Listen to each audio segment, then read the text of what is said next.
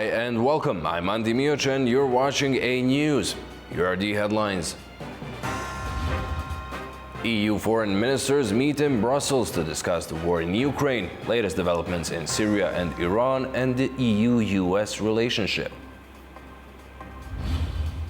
A week of mourning declared after the death of 59 people in a nightclub fire in North Macedonia. Washington says it will keep striking Yemen's Houthis until shipping attacks stop. Thank you for tuning in. EU's foreign policy chief Kaja Kallas says that Russia doesn't really want peace. Kallas gave remarks following a meeting of EU foreign ministers in Brussels that focused on the war in Ukraine, latest developments in Syria and Iran, as well as the EU-US relations. Kallas commented on the US-Ukraine talks in Jeddah that resulted in Kyiv accepting a US proposed 30-day ceasefire with Russia. Everybody welcomed the results of the Jeddah talks, and now, of course, the ball is in Russia's court. And what we see right now that Russia doesn't really want peace, and also what was understanding around the table is that Russia can't really be trusted. So they will, seize this opportunity to present all kinds of demands. And what we already see, they are presenting demands that are their ultimate. The EU launched its Rearm Europe initiative aimed at strengthening the bloc's military capabilities and reducing reliance on the US. The plan to mobilize some 800 billion euros in defense spending was unveiled by the European Commission chief, who warned that Europe is facing a clear and present danger. Here's what the plan is about. In early March, the European Union announced a sweeping defense initiative known as Rearm Europe, a plan to boost military capabilities across the bloc. We all want a peaceful... European Commission President Ursula von der Leyen unveiled the strategy, citing growing security threats from Russia, uncertainty over US commitments, and the prolonged war in Ukraine. The plan involves investing up to 800 billion euros in air defense systems, munitions, cyber defenses, drones, and security reinforcements along the Russian and Belarusian borders. A key feature is a 150 billion euro joint borrowing scheme, which even traditionally reluctant nations like the Netherlands have supported. The remaining 650 billion euros would come from easing EU fiscal rules, allowing member states to increase defense spending despite budget deficit limits. However, experts warn that the plan faces serious challenges. The EU lacks a unified defense structure, and bureaucratic delays could slow implementation. Financially, Europe is already grappling with economic stagnation and rising populism, raising concerns over how the massive spending will be funded. Critics argue that redirecting resources from social and infrastructure programs to military investments could spark public backlash.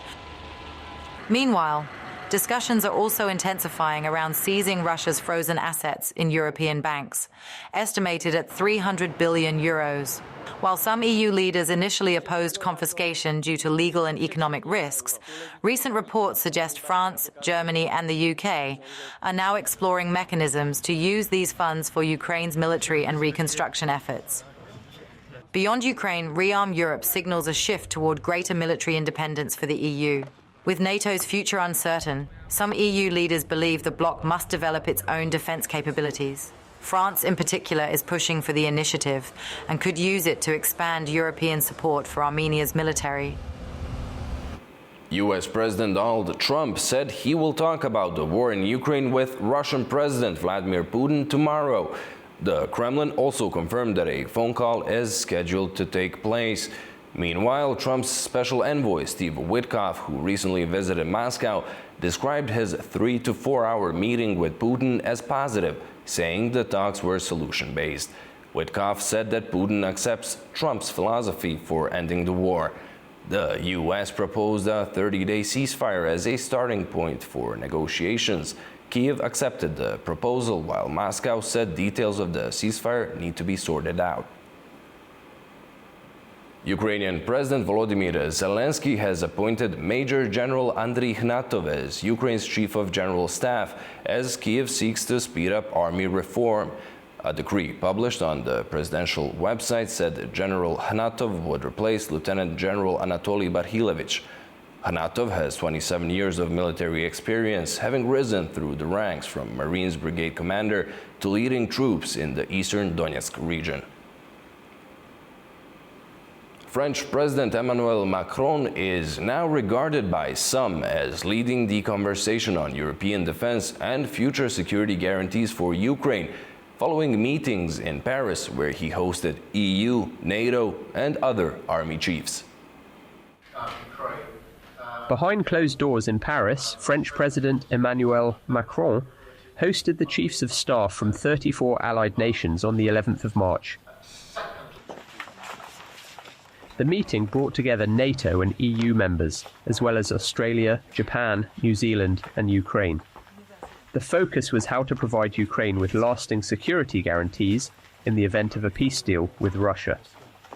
Macron urged nations to move from words to action, stressing that any security commitments should be tied to NATO's existing framework. However, concerns remain over European defence capabilities without US support.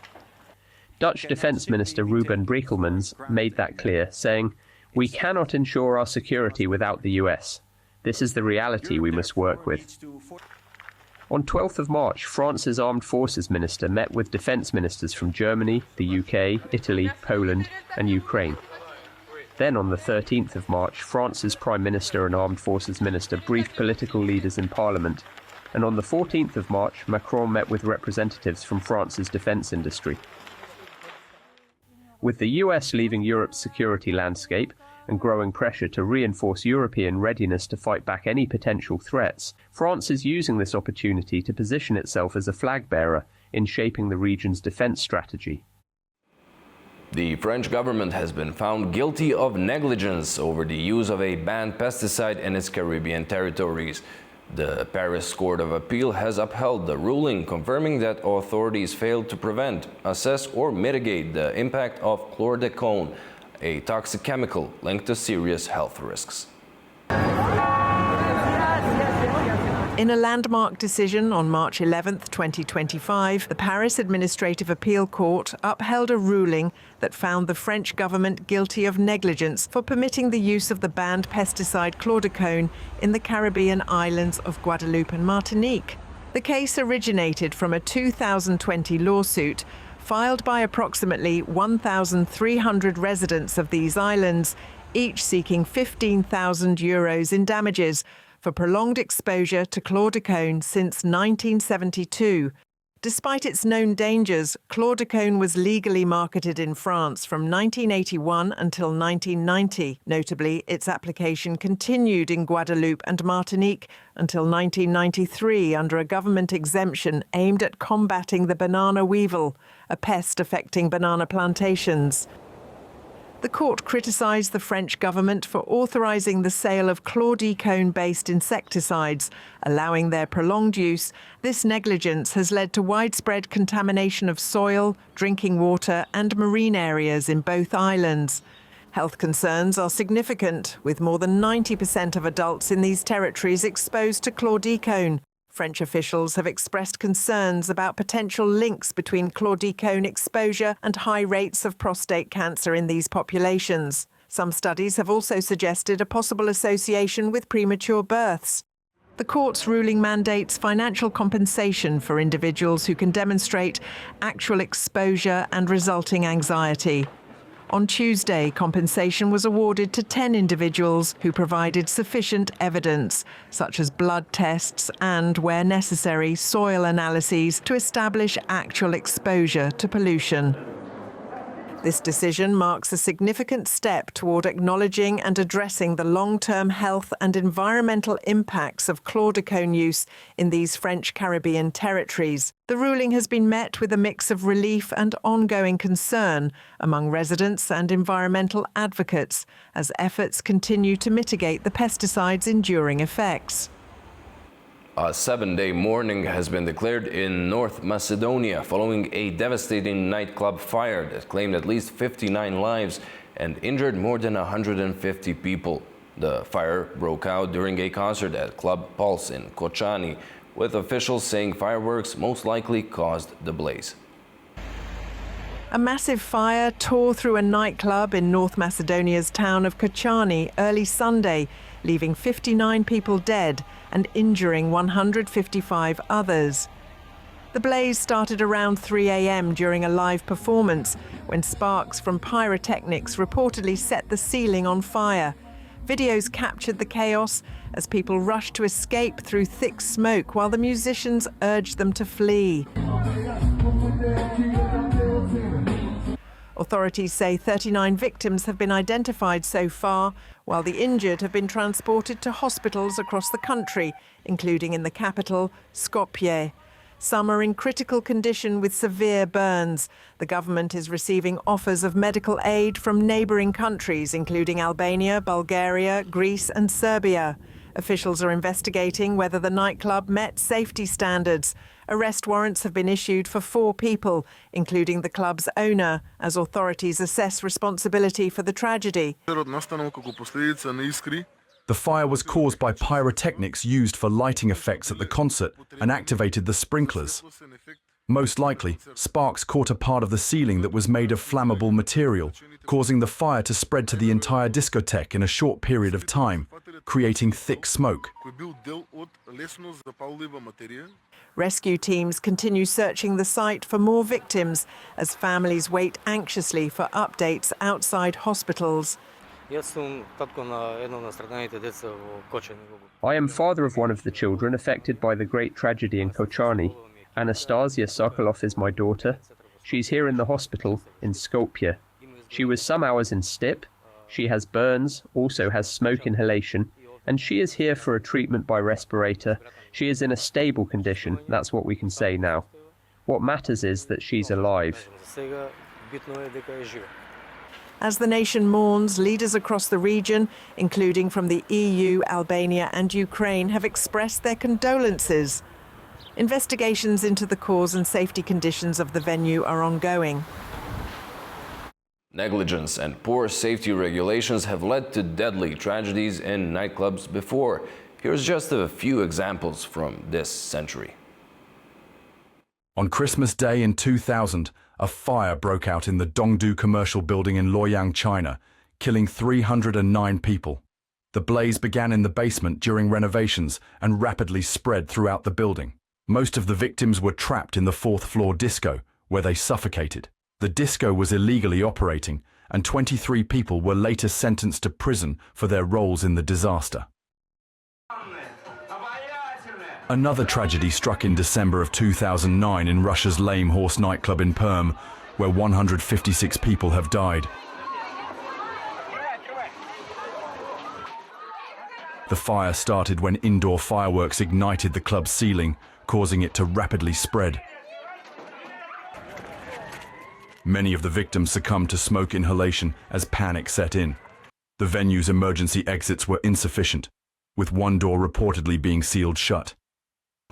Investigations revealed multiple violations of safety regulations, particularly regarding the use of pyrotechnics indoors.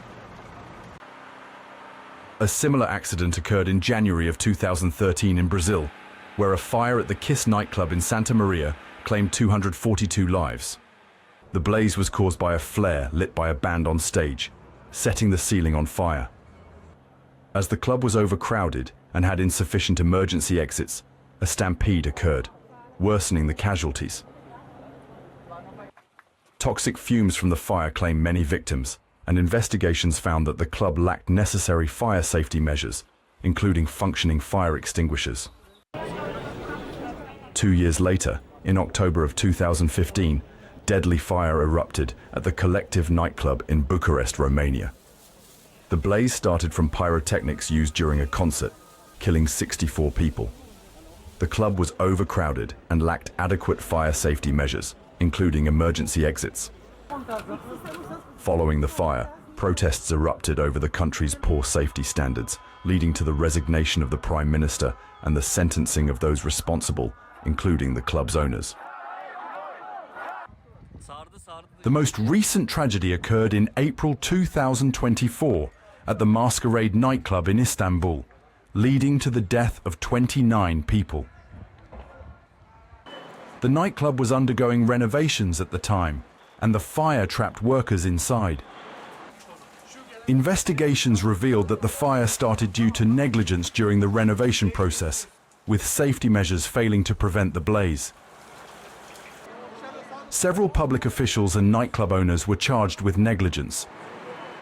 Serbia's capital witnessed one of the largest anti-government protests ever. Students, joined by the general public, rallied against President Aleksandar Vučić, demanding accountability over a deadly railway station collapse last November that claimed 15 lives.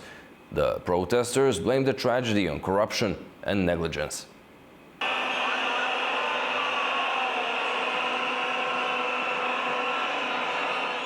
Protesters descended on Serbia's capital, Belgrade, in one of the largest rallies in decades, as students and workers confronted supporters of President Aleksandar Vučić and riot police. While the government put attendance at 107,000 across Belgrade, an independent monitor said 325,000, if not more, had gathered, making it Serbia's largest protest ever. Serbia has seen months of anti-government protests following the deaths of 15 people in a railway station roof collapse, which sparked accusations of widespread corruption and negligence. The protests have since grown to include students, teachers and farmers, posing a major challenge to Vučić, a populist leader who has held power for 12 years as either Prime Minister or President. The government denies allegations of corruption and incompetence, claiming that Western intelligence agencies are backing efforts to destabilize Serbia.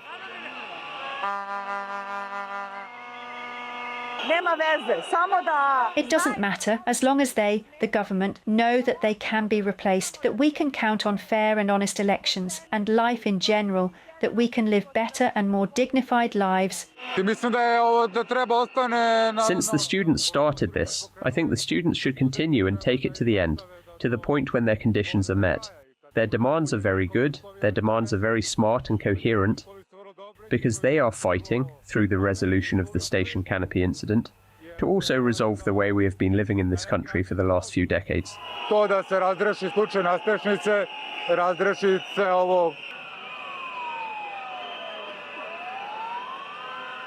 Police said they had apprehended 13 people in incidents overnight and early Saturday, including 3 men accused of attacking pro-Vučić farmers' tractors, which were parked in a ring around Pionirski Park, where government supporters have been camping.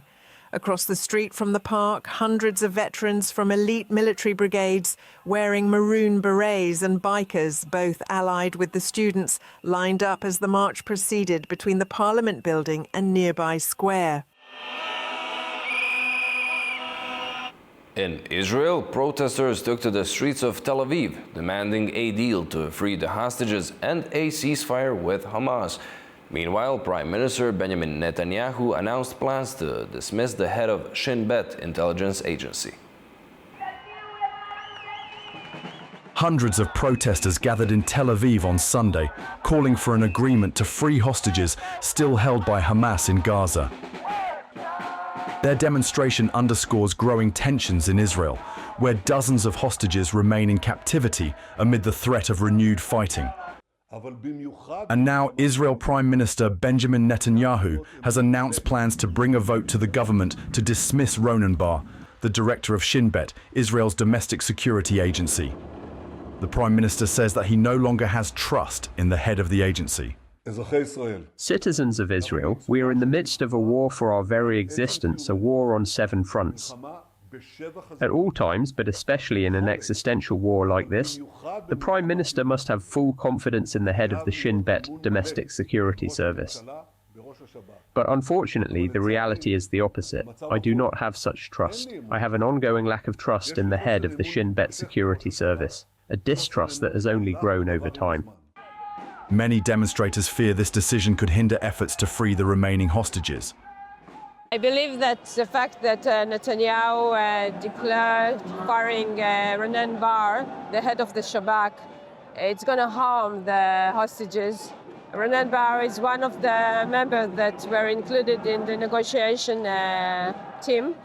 He was one of the members that I believe that offer my cousin is back home because of Ronen Bar as well. So it's not the time to do it. We are in a really critical days. Even though he is the one who brought us the current deal that released tens of hostages. And this is just another radical step towards Israel from not being a democracy anymore. This is a war against the hostages. It's a war against every Israeli citizen, and we will fight against it. Bar's possible dismissal is also tied to the ongoing dispute over responsibility for the October the 7th attack, widely seen as Israel's worst security failure. The Shin Bet Security Agency recently issued a report accepting responsibility for its failures, but also criticized Netanyahu's policies for contributing to the attack. Despite mounting pressure, Netanyahu has resisted calls for an official state commission inquiry.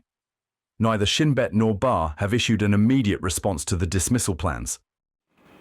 A bill on teaching ethnic and indigenous literature in schools failed to gain enough support in the Iranian parliament in a vote that provoked strong reactions across the country.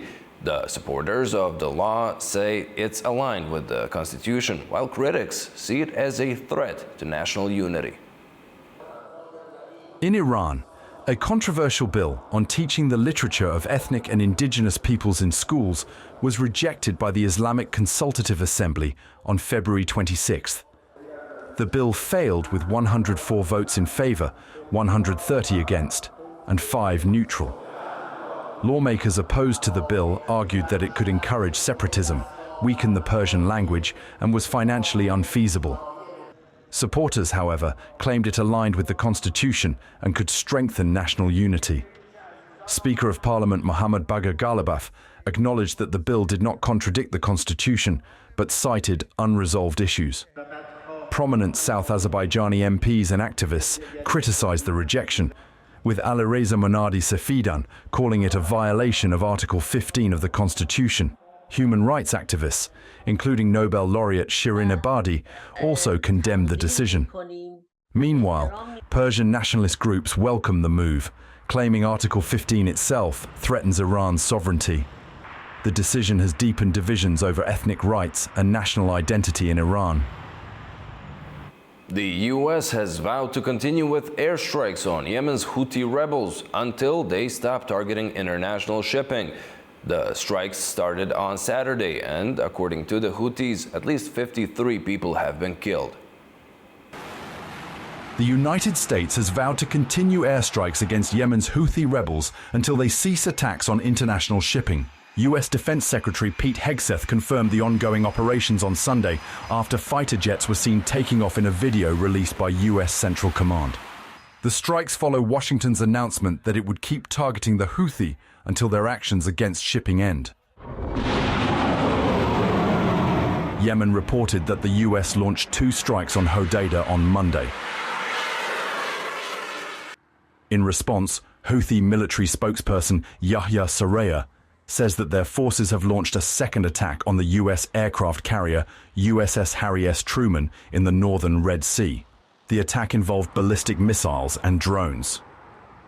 The Yemeni armed forces succeeded in thwarting a hostile attack the enemy was preparing to launch against our country. Its warplanes were forced to return from their launching point after the Yemeni armed forces launching a number of missiles and drones at the aircraft carrier and several of its warships. The U.S. airstrikes, which have been described as the most significant military action in the Middle East since President Donald Trump took office, reportedly killed at least 53 people. While U.S. warplanes intercepted and destroyed 11 Houthi drones on Sunday, none of the drones posed a direct threat to the Truman, according to U.S. officials. At least 36 people have died and thousands were left without power as storms and tornadoes ripped through the southern USA. Missouri was hit the hardest, with 12 fatalities as the winds flattened homes. In Kansas, a dust storm caused a highway pileup, killing 8 people. More than 250,000 properties lost power, and tornado watches remain in effect across Louisiana, Georgia, Tennessee, and Florida. Officials warn of severe weather, flash floods, and strong winds, urging residents to stay alert. Power is gradually being restored in parts of Havana after a nationwide blackout left millions of Cubans in the dark. The outage affected around 10 million people and was triggered by a grid collapse on Friday evening. Pockets of Havana flickered back to life on Sunday morning, though vast areas of the Cuban capital and the country remain without power. Havana's electric companies say approximately 19% of its customers have had electricity restored. However, there is still no official estimate for when full power will return. Officials announced that the country's largest power plant has been restarted, a crucial step in restoring electricity to the eastern provinces. A few generating units are in the process of starting up, and electricity coverage across the country should continue improving. The situation now is different from last night. We now have a nationally interconnected system from Mariel in the west to Guantanamo in the far east.